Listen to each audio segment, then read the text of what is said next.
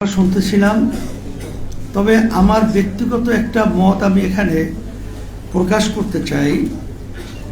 যে এত দল জনগণ আলহামদুলিল্লাহ সর্বত্র আমাদের সাথে থাকার পরেও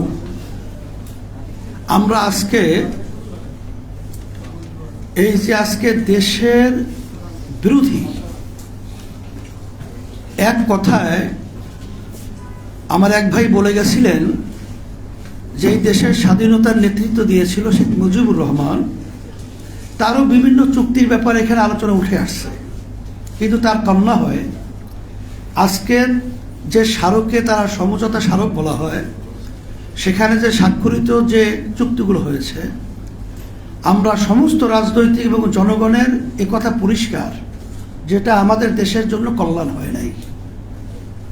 এটা এক কথায় আজকে স্বঘোষিতই বলবো আমরা প্রধানমন্ত্রী, কারণ জনগণের নির্বাচনে সে তো প্রধানমন্ত্রী হয় নাই, আর এই সরকার এবং এই সংসদও গঠিত হয় নাই। তা সেই আজকে বাংলাদেশের জনগণের সাথে আসলে সে ভারত বা অন্য কোনো এজেন্ট হিসাবে কাজ করছে কিনা, তার কার্যক্রমের মাধ্যমে মূলত আজকে আমরা দেশপ্রেমিক হিসাবে তাকে আমরা সার্টিফিকেট দিতে পারছি না। তা আমি বিশেষ করে যারা আওয়ামী লীগ করেন বা বিএনপি করেন বা অন্য যে কোনো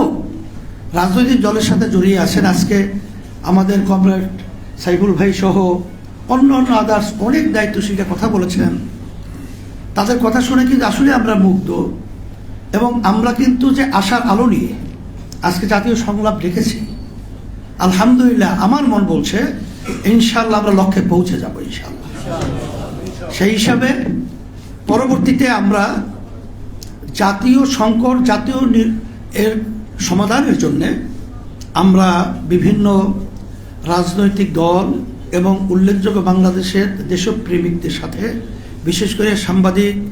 যারা নাকি দেশপ্রেমী রয়েছেন, এখানে আমার এক ভাই বলে গেছেন যে আওয়ামী লীগ করে অনেকে দেশ স্বাধীন করছে এই একটা আন্তরিকতার কারণে, কিন্তু সেই হোক আওয়ামী লীগও কিন্তু এই চুক্তিকে আন্তরিকভাবে মেনে নেয় নাই, এটাই বাস্তবতা। তাই সেই হিসাবে আমি সকলকে বলবো যে আমরা পরবর্তীতে পরামর্শ করে ইনশাল্লাহ আমরা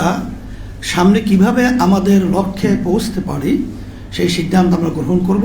ইতিমধ্যে ইসলামী আন্দোলন বাংলাদেশ আমরা কিছুদিন আগে এর প্রতিবাদে আমরা ঢাকাতে সমাবেশ এবং বিক্ষোভ করেছি, এবং সারা দেশে 5ই জুলাই আমরা সারা দেশে এই প্রতিবাদ এবং বিক্ষোভ আমরা কর্মসূচি ঘোষণা করেছি। এবং আলহামদুলিল্লাহ আমার মন বলছে যদি আমরা ব্যক্তির স্বার্থ, দলের স্বার্থকে এইটাকে আমরা যদি অগ্রাধিকার না দিয়ে দেশ এবং ইসলাম মানবতার স্বার্থকে অগ্রাধিকার দিই, আমার মন বলছে লক্ষ্যে পৌঁছতে খুব বেশি সময় লাগবে না ইনশাআল্লাহ। সবাইকে ধন্যবাদ জানিয়ে আজকে আপনারা এত কষ্ট করে